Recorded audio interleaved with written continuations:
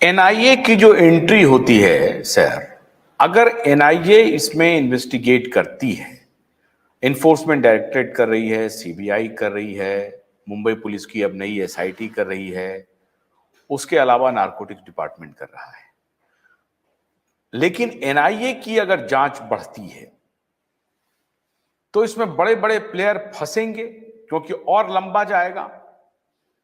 इसका मतलब यह है कि दिशा सालियान की जो हत्या हुई है, उसके बाद जो सुशांत की हत्या हुई है, सीबीआई के पास तो सिर्फ सुशांत के हत्या का केस है।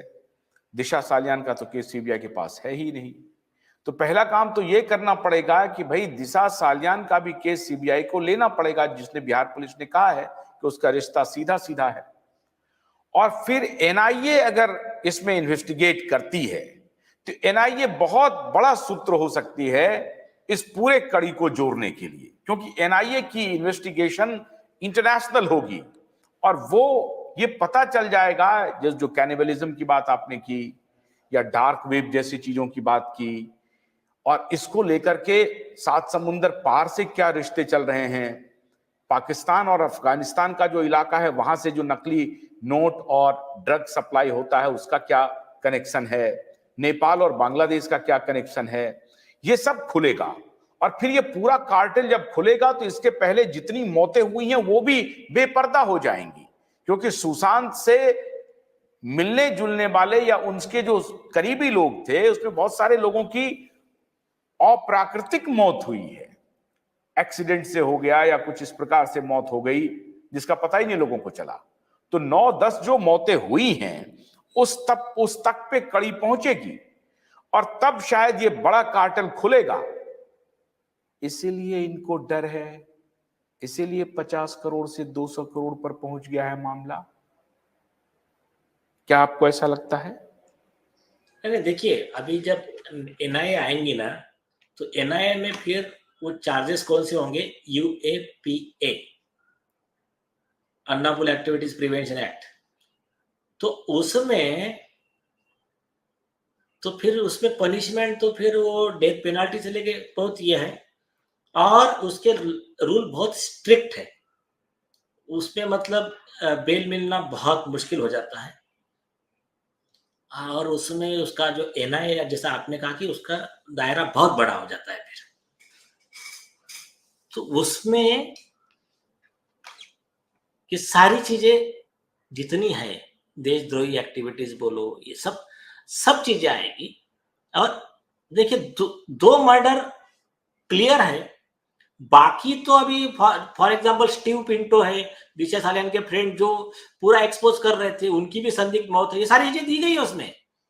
और सचिन वाजे को लेने के लिए कैसा उद्धव ठाकरे ने पद का दुरुपयोग किया, सचिन वाजे के आते ही मर्डर का सीरीज शुरू हो गया, तो उसमें उद्धव ठाकरे भी आरोपी है, उसमें फॉर्मर अपने होम मिनिस्टर अनिल देशमुख भी आरोपी है, former police commissioner Paramvir Singh भी आरोपी है। तो वो तो दायरा बहुत बड़ा हो जाएगा, उसमें हर चीज ये की जाएगी, इन्वेस्टिगेशन भी की जाएंगी, और उसमें मेरे हिसाब से आरोपियों को बहुत मुश्किल हो जाएंगी, और देश की सुरक्षा के लिए बहुत बेहतर रहेगा। नीलेश जी, ये छोटा मामला तो है भी नहीं। अगर छोटा मामला होता तो हमें जनता की महाअदालत लगाने की आवश्यकता क्यों पड़ती? अगर छोटा मामला होता तो दुनिया का सबसे लंबा कैंपेन न्याय के लिए चल रहा है एसएसआर वॉरियर का। एक हत्या को लेकर के, 2 हत्या को लेकर के, या 9 हत्या को लेकर के, या 10 हत्या को लेकर के दुनिया का सबसे लंबा कंसिस्टेंट कैंपेन एसएसआर वॉरियर की तरफ चल रहा है। इसका मतलब है कि ये छोटा मामला नहीं है। नहीं, छोटा तो है ही नहीं, और वैसा भी ये हिस्टोरिक केस है, लेकिन कुछ लोगों के कमेंट्स बहुत इस पे सुंदर है और वो मुझे पसंद आए। देखिए, जब अच्छी प्योर सोल होता है ना, कि अच्छी आत्मा का जब उसका अन्याय होता है, उस पर हत्या होती है, वो आत्मा खुद ही ऐसी परिस्थितियां निर्माण करती है, जो नेचर को, ब्रह्मांड को, आत्मा को, वो अपने न्याय का रास्ता खुद ही ढूंढ के निकालती है। जैसा कि ऐसी कई परिस्थिति जैसा जो आपको सोने नहीं दे रही थी, आप पीछे लग गए कि नहीं ये करना है। तो ये जो होता है ना, ये वही होता है, नेचर अपना काम करता है। नहीं तो मतलब हम आपको पता है मैं कितना ओवरबर्डन था वर्क में, इसके केस में, वैक्सीन वाले मामले में इसमें। तो ये हमको लाया गया इधर खींच-खींच के कि नहीं ये करना है। और एक इसमें हमारा कोई ऐसा बड़ा रोल नहीं है, हमारा सिर्फ गिलहरी प्रयास है। इसमें सबसे पहला तो मैं सैल्यूट करूँगा सारे एसएसआर वॉरियर्स को, उन्होंने बेचारों ने जिंदा रखा। वो तुम बिल्कुल। कितनी भी स्टोरी सुनाओ, मनोहर कहानियां सुनाओ, वो नहीं किसी का नहीं माने उन्होंने, कोई लीडर, कोई सीबीआई भी और कहेंगे वो तो भी नहीं बोलेंगे दिख रहा था, सत्ता के खिलाफ, अपोजिशन के खिलाफ, सबके खिलाफ वो खड़े रहे। बहुत अद्भुत बात है, वाकई में यस, सैल्यूट बनता है उनको, सैल्यूट तो बनता ही है उनको सर। करता है। और देखिए, लोग कुछ भी कहे, लेकिन नीतीश राणे और नारायण राणे जी को भी सैल्यूट बनता है। उन लोगों ने कंसिस्टेंट मतलब है। कंसिस्टेंट, और ऐसा नहीं जैसा अपना बिल्कुल पिटीशन आया, consistent। उसका न्यूज आया, तो उसके ऊपर उन्होंने आकर कहा कि मैंने तब भी आरोप किया था, आज भी कायम हो जब मैटर कोर्ट में आया है। तो ये ऐसे जो लोग हैं ना, तो इन लोगों ने एक्चुअल में इसको जिंदा रखा। हम तो सिर्फ एक जरिया बने, लीगल कोर्ट। और ये हम मतलब फॉर एग्जांपल जस्टिस सबको चाहिए था, उसको भगवान ने एक one of the good way, हमारे तरीका, रोड मैप हमारे थ्रू कर दिया कि, और उसमें ये आ गया।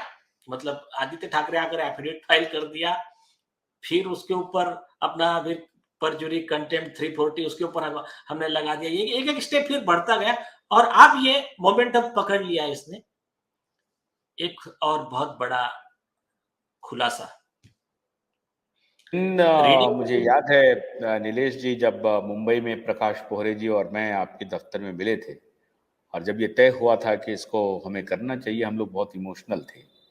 और आज मुझे खुशी है कि ये मामला इस हद तक पहुंच गया है, और सरकार ने भी अब संज्ञान लेना शुरू कर दिया। आप देखिए, दो दो ड्रग सप्लायर की गिरफ्तारी हो चुकी है, और सत्तारूढ़ पार्टी का एमएलए और कैबिनेट मंत्री अगर रोज रोज बिना फेल, जब भी वो प्रेस में आते हैं, वो आरोप लगाने से या उस बात को कहने से बिल्कुल हिचक नहीं रहे हैं कि आदित्य ठाकरे इस पूरे प्रकरण में और उसका पूरा गिरोह इसमें शामिल है।